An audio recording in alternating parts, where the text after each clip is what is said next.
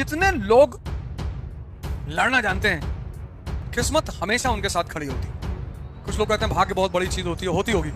सचिन तेंदुलकर अगर भाग्य माने तो उनका बिगड़ेगा ही क्या? सब कुछ तो मिल चुका है, लेकिन अगर हम मानेंगे तो बहुत गड़बड़ हो जाएगी। हम तो मिडिल क्लास के लोग हैं, हम भाग्य को मान ही नहीं सकते। अगर हमने भाग्य मान लिया तो हमारे जीवन से एक चीज खत्म हो जाएगी, और अगर वो खत्म हुई तो हम गए। मैंने हमेशा वो काम किए जो लोगों ने मुझसे कहा कि तुम नहीं कर पाओगे। अगर नहीं भी कर पाए तो कुछ ना कुछ वहां से तो ले ही आए।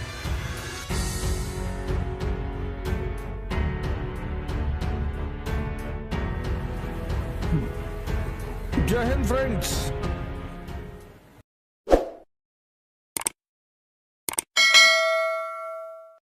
जितने लोग लड़ना जानते हैं, किस्मत हमेशा उनके साथ खड़ी होती। मैं इसका सबसे बड़ा एग्जाम्पल हूं। मुझे दूसरा कहीं एग्जाम्पल लेने जाने की जरूरत ही नहीं है। मतलब किसी दूसरे एग्जाम्पल को लेने की मुझे जरूरत ही नहीं। मैंने हमेशा वो काम किए जो लोगों ने मुझसे कहा कि तुम नहीं कर पाओगे। अगर नहीं भी कर पाए तो कुछ ना कुछ वहां से तो ले ही आए।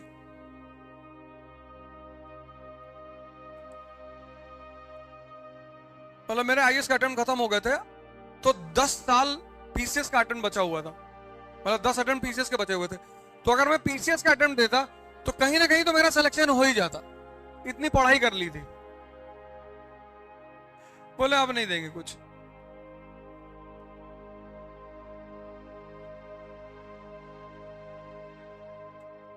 तुम सिर्फ जिंदा हो अपने विचारों की वजह से।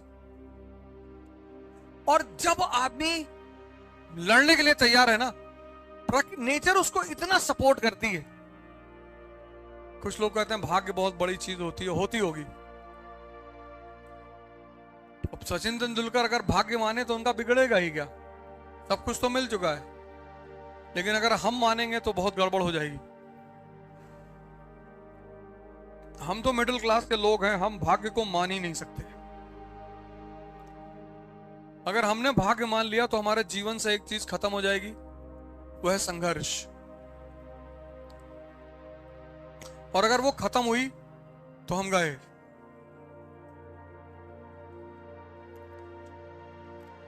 कल एबीवीपी का एक प्रोग्राम था मेरा, तो उन्होंने मुझसे पूछा कि अब क्या करने जा रहे हैं 24 में।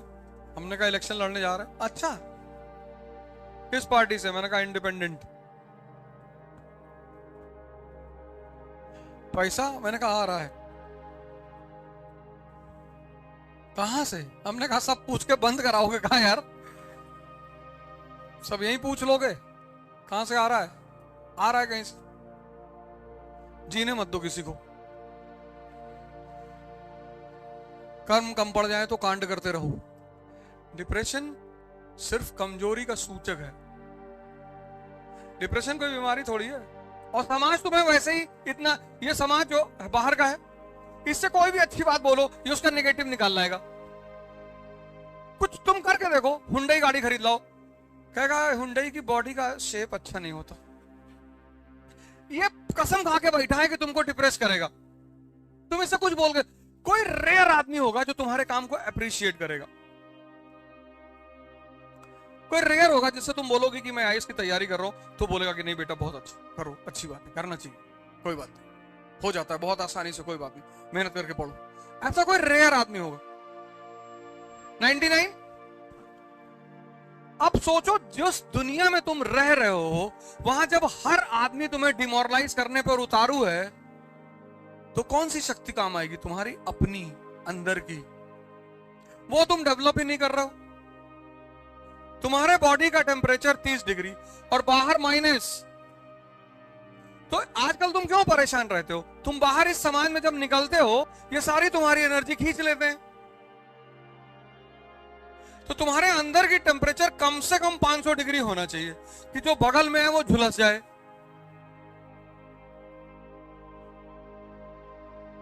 और वो 500 करने के लिए तुम्हें कुछ एक्स्ट्रा एफर्ट करना पड़ेगा, ध्यान करना पड़ेगा, साधना करनी पड़ेगी, लिटरेचर अच्छा पढ़ना पड़ेगा। सिर्फ किताबें, ये तुम कोर्स की किताबें क्यों पढ़ते हो यार? कुछ नॉवेल्स पढ़ डालो। आचार्य चतुर्सेन की एक नॉवेल है वैशाली की नगर वधू,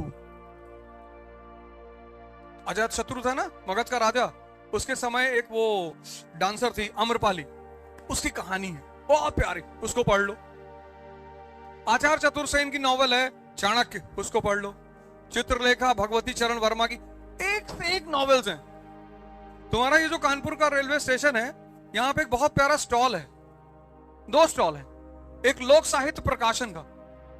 इतनी बढ़िया बढ़िया नॉवेल्स वहां में, मतलब मैं कानपुर आता हूं तो मुझे वहां जाना ही जाना है। इतनी अच्छी अच्छी नॉवेल्स, हिस्टोरिकल नॉवेल्स मिलती हैं।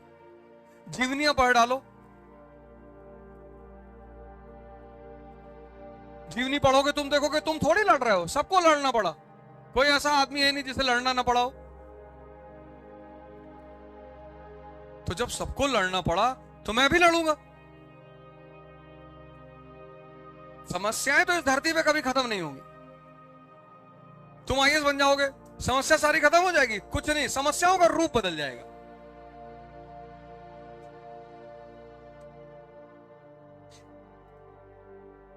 अगर राजा बनने से समस्याएं खत्म होती तो सिद्धार्थ राजमहल छोड़कर क्यों भागते? बुद्ध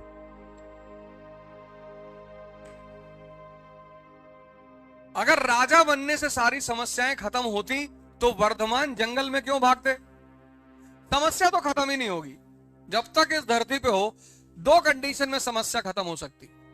एक, हरिद्वार चले जाओ, ये जो महायुद्ध चल रहा है जीवन का, इससे तुम बाहर हो जाओ, पब्लिक से कह दो कि भैया हम नहीं लड़ रहे। ये तुम्हारे रिश्तेदार, पड़ोसी, दोस्त, ये तुम्हें क्यों परेशान करते हैं? तुम इनके सामने जाके दावा करते हो कि 24 का इलेक्शन लड़ने जा रहे,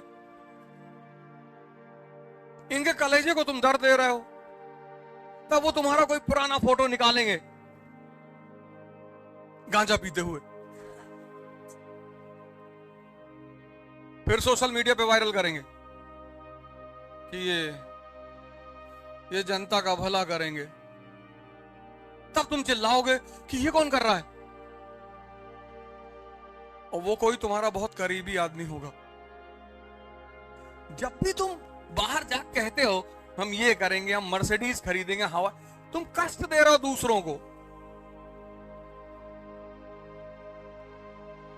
तुमको लग रहा है लोगों को अच्छा लगेगा, लोग हमें अप्रिशिएट करेंगे, लोग प्रमोट करेंगे, कोई नहीं करेगा।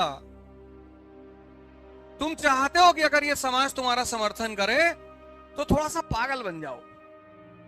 ये बटन तोड़ लो आगे वाली 2, एक में लाल चप्पल, एक में व्हाइट पहन लो, और पेन ऐसे लगा के कॉपी लेके घूमो, तब लोग तुम्हारे ऊपर दया करेंगे कि बेचारा तैयारी करता था, फिर पता नहीं क्या हो गया। फिर तुम नेम प्लेट बनवा लो, यहां लगा लो डीएम गाजीपुर। उसका फायदा पता क्या है? तुम जिससे भी 150 मांगोगे तुम्हें दे देगा कि ले ले। तुम जब ऐंठन दिखाते हो ना अपनी कि मैं तो ये कट डालूंगा, तब समाज तुम्हें क्रश करने की कोशिश करती है। जब तुम दिखाना चाहते हो कि मैं, तब उसको लगता है कि रुक बताते हैं, इसलिए वो तुम्हें परेशान करते। समस्याएं कभी नहीं खत्म होती, उनका रूप बदल जाता है।